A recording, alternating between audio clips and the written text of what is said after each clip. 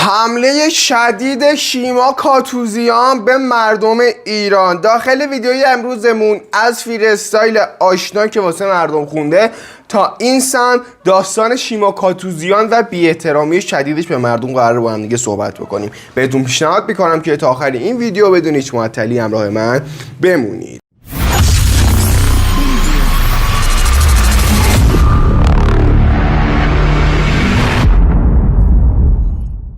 یا با عکس امیدوارم که حال دلتون هر کجا که هستید خوب باشه. با اینکه روزای خوبی رو سپری نمی کنیم و هر روز توی داستانی هستیم و یه اتفاقی تو کشورمون میفته، گفتم دیگه شما رو بیخبر نذارم این داستان. خب مثل اینکه شیما کاتوزیان اومده یه استوری گذاشته که خیلی هم مردم پریدن بهش. ما داخل این ویدیو قراره یه بررسی ریزی بکنیم نسبت به این داستان و یه سری چیزا رو هم دیگه بررسی کنیم. خب حالا کاملتر بهتون میگم چیه.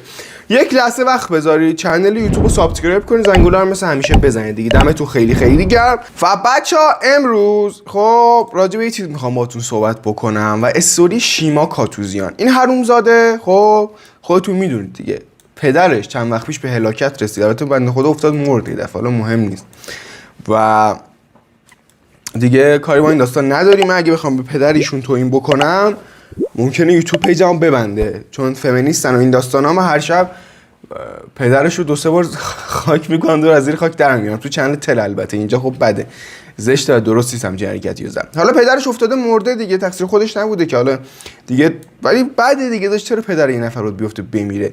پدرش فکر کن یه حرومزاده رو به دنیا آورد انداخت تو جامعه و خودش افتاد مرد. اون همه جوونم بود بنده خدا. حالا اومده استوری کسچر گذاشته شیما، گفته اسم من از 3 سال پیش به عنوان لیدر اغتشاشات. ببین کسی که به اعتراضات مردم میگه اغتشاشات، چی باید بهش بگی؟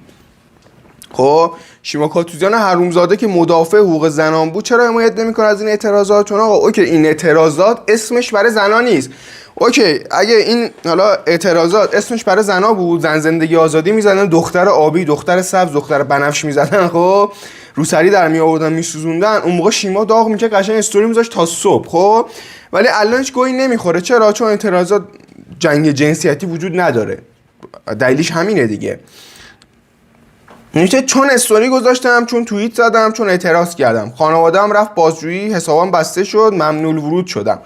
اصلا آجی تو ایران ما همچی قانونی نداریم که ممنوع الورود بشی. تتلو دیگه گنده تر مگه داریم کسخل؟ تتلو با اون همه جرم اومد پاشد اومد.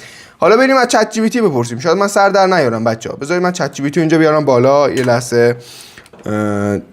از چت جی پی تی با هم دیگه بپرسیم. کاری نداره که ممنوع الورود من اصلا تو ایران داری. فکر نکنم همچین قانونی باشه. خود سیاوش هم برگشت گفت که آقا همچین قانونی نیست. خود تتلو به اون گندگی و برداشتن آوردن.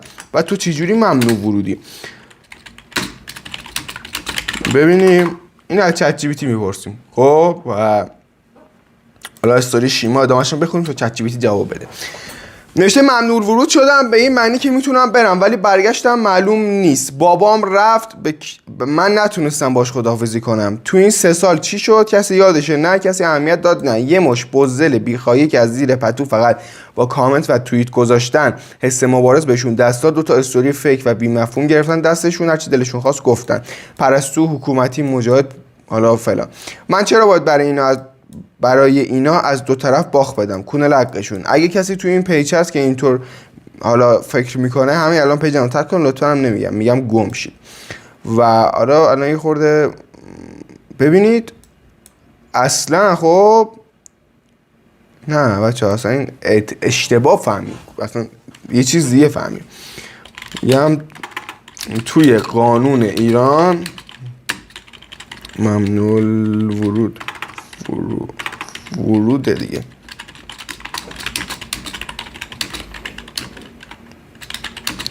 جمهوری اسلامی میگیره از خارج کشور آرتیست رو میاره ایران میکنه زندان. و تو چجوری نیومدی؟ چجوری؟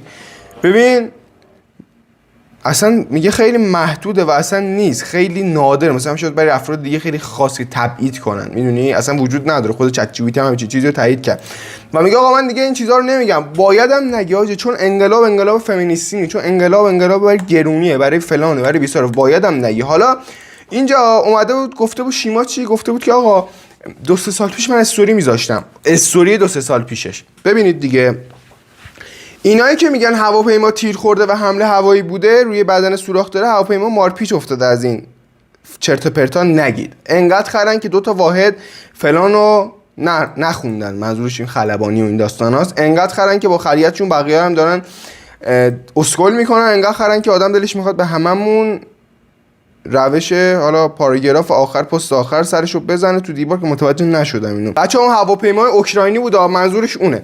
و این استوری 2-3 سال پیشه، استوری 2-3 سال پیشش. توپولا یادتونه قبلا یادتون دادم چطوری خیانت کنید. امروز تو ویدیو جدید یوتیوب قراره یادتون بدم چطوری تیغ بزنید. آماده باشید. خب بچه‌ها ببینید دخترها الان 2 مدلن دیگه، یعنی 2 دستن، اینجوری بهتره بگم. یه دستشون طرفدار شیما، یه دسته کلا طرفدار شیما نیستن. خب و طرفداری که دسته شیمان که هیچی کلا اصلا دختر نیستن. به نظر من هر زن بچن بیزنسی، خودتونم بهتر میدونید. کسی که بخواد طرفدار همچین آدمی باشه معلومه ذاتش چیه. و فکر کن توی همچین داستانی که بچه‌ها دارن تو خیابون کشته میشن، کشور ناامن، داستانه، تو بیا بگی من حمایت نمیکنم. اصلا حمایت کردن تو به تخم کسی نیست. یا گنده تر از تو دارن حمایت میکنن، مردم به چپشون گرفتن. خودتون میدونید کیو دارم میگم.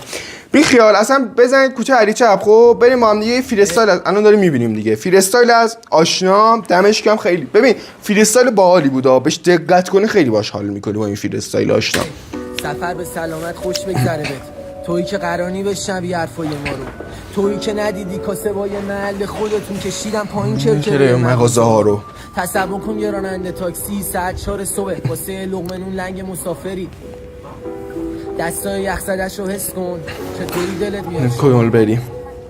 اون شب رفته بودم پارک، دیدم یه مردی با خودش داشت میگرفت کشتی با عشق. بهش گفتم عمو تو این سرما اینجا میخوابی؟ گفتم پسر گلم من تا صبح بیدارم. گفتم عمو شب یلاه با خانواده‌ات تاکسی کن، دور هم دیگه جمع میشیم یه شبه.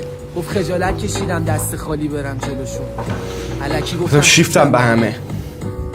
اون وقت شمال میگی یعنی این بیپولیه واسه ما بود. مردم این برک گشنگی روده هاشون میپیچه، تو هم میپیچی ولی جاده چالوس. باید بگیری بیشتر مهمونی، چون ندیدیم ما این ور داریم چقدر زندونی. بخاری تو را زدی واسه زن و بچه، چون اینجا بخاری نداره که پراید 600 میلیون. شدیم جماعت بیمار و ردی. یه لحظه فکر بکن ببین جیبامو مشی، ما که میدونیم کیا با ما این کارو کردن. تویی که خودمونی پس چرا این کارو کردی؟ چرا؟ یعنی تو ایرانی نیستی؟ چقدر بکشیم ما بستمونه. الان که باید پشت هم باشیم، الان که جون ملت کف دستشونه. خیلی قوی بود قبول کنید. بچه‌ها چطوره؟ بیگ شگی. امیدوارم این روزا حالا همتون اوکی باشه و ردیف باشه. آقا کسایی که آنلاین شاپ دارن این مدت که نتونستن کار کنن دیگه، حتما پیجاشون رو برام بفرستن. بعد این داستانا یه حمایت ریزی از طرف خودم و تیمم داشته باشیم واسهشون ببرشون. دم بیگ شگی هم گرم، واقعا مرد بود. فکر نمی‌کردم همچین شخصیتی داشته باشه. و اما دعوای سناتور آمریکایی با سروش هیچکس، شاید بخندید ولی سروش هیچکس با یه سناتور آمریکایی تو توییتر درگیر شده. خودتون دیگه خوندید خبر رو قطعا که ترامپ گفته اگه ایران که نه جمهوری اسلامی بخواد به سمت مردم شلیک بکنه، یعنی این کلمه استفاده کرده، جمهوری اسلامی بخواد به سمت مردم شلیک بکنه و معترضا رو خفه بکنه، ما حمله میکنیم، یعنی پشت مردم ایرانیم. یه همچین کسچری اومده گفته ترامپ. خب سناتور آمریکایی اومده 3 تا دلیل آورده که ترامپ نباید همچین حرکتی بزنه. 3 تا دلیل آورده که نباید بزنه و از سروش هیچکس هم اومده 3 تا دلیل آورده که باید بزنه. خب دلیل آورده که واسه منطقه بعد نمیدونم داره قدرت میگیره، موشکاشون داره فلان میشه، اومده 3 تا دلیل آورده. سناتور آمریکایی هم خیلی مؤدبانه یه جواب داده، نوشته برو از بلژیک کمک بگیر. عکس توییتر هیچکس رو گذاشته که لوکیشنش تو بلژیکه. خب گفته برو به بلژیک اینا، برو به دولت بلژیک اینا رو بگو. یعنی اینجوری اومده جواب شده و دیگه سروش هیچکس هیچی نگفته. خب گفته این چیزایی که از آمریکا میخوای برو از بلژیک بخوا. و واقعا این داستان وایرال شده چون سناتور آمریکایی جواب هر کس رو نمیده، فقط و فقط جواب سروش هیچکس رو داده. دلیلش هم نمیدونم حقیقتا. و اینا پست آیسان اسلامی که ترامپ و این رضا پهلوی رو با هم دیگه دعوت کردن که با هم دیگه گفتگوی مستقیم داشته باشن. حدوداً توی 45 دقیقه 300,000 تا لایک خورده و 44,000 تا کامنت که تقریبا 20,000 تا این کامنت ها رضا پهلوی و ترامپ رو با هم دیگه تگ کردن که مثلا با هم دیگه بشینن صحبتی بکنن. خب و در آخر میرسیم به داستان عجیب غریب این روزهای کانال‌های تل. یه سری کانالا دارن اطلاعات مردم رو لو میدن، کسایی که تو خیابون هستن عکس مکس میگیرن، و یه سری یزید خب اومدن یه حرکتی زدن و این داستانو به شوخی حالا گرفتن. یه جوری چه جوری عکس رپرها رو دارن میفرستن، یه ما اینا رو تو اعتراضات دیدین، لطفا دستگیرشون کنین، شمارهشون هم میذارن. مثلا این عکس یکی از رپرها، سپهر فتاحی دانشجوی دانشگاه آزاد اسلامی گچساران، بی‌شرف تو گروه دانشگاه بحث سیاسی کرد، طرفدار سوسخرسیه، اصلا طرف رپره، با این چیزا کاری نداره. میذارن تو کانالای مثلا چیز که اینا رو شناسایی بکنه. مثلا بعدی اسمش بهزاده که توی اعتراضات دیده شد، بدون ماسک هم بود، لطفا پوشش بده همه بشناسن. این شماره الکی هم رو میذارن دیگه فکر کنم، و خیلی بده آجی واقعا این داستان. و محمد رضا شایع‌ام که عصبی شد، زد به سیم آخر، گفت آقا کسایی که تو 15 16 سال اخیر منو شناختن چشام من دمشون گرم، کسایی هم که نشناختن سیکتیر تو پیجم نمونن. همینجوری برگشت عصبانی گفت و گفت اینستاگرام هم بد کسچریه، هی همه به هم کسچر میگن، بگن ما هم هستیم، ولکن بابا تو رو قرآن، یه مشت دهنباز بدون فکر، هر کی یعنی میخوره همه پشتش هی تکرار. و در کل تا اینجای کار یه هواش کلی داشتیم. نظرتون حتما برام بنویسید. و جنبندی آخر ویدیو مثل همیشه اگه بخوایم داشته باشیم این بود که خودتون دیگه فکر کنم شیما رو ذاتیشو شناختید، اونم تو اعتراضات 1404 بالاخره دیما 1404 میمونه یه گوشه. حالا بعدن چه مردم تونستن یه حرکتی بزنن چه نتونستن، یه گوشه ثبت میشه و شما یادتون بیاد که دیما 1404 همه حمایت کردن به جز شیما کاتوزیان. چرا؟ چون انقلاب برای زنا بود. برای انقلاب برای زنان نبود، ببخشید. انقلاب برای زنان نبود، هیچ حمایتی نشد.